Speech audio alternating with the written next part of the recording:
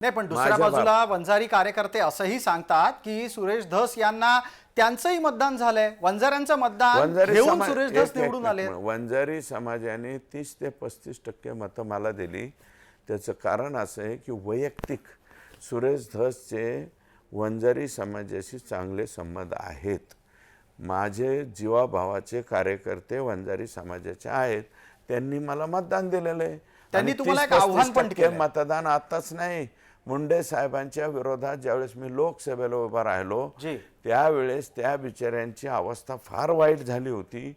त्यांना सुद्धा म्हणायचे की हे वंजारी समाजाचे नाहीत, ते बार आमच्या इकडे खालच्या भाषेत फार वेगळा शब्द आहे, तो उच्चारणार नाही। आता ज्यावेळेस 2024ला मी पंकजाताईंचं काम केलं तेव्हा आमच्या मराठा समाजाच्या कार्यकर्त्यांना मराठ्याचेच लोक म्हणायला लागले, तुम्ही मराठ्याचेच टिंबटिंबचे नाही। आता आता त्याच वंजारी समाजातून एक थेट आव्हान तुम्हाला असं दिलं गेलेलं आहे की हिम्मत असेल तर सुरेश धस यांनी राजीनामा द्यावा आणि बिना वंजाऱ्यांचं निवडून येऊन दाखवा। हे बघा, माझी तयारी आहे।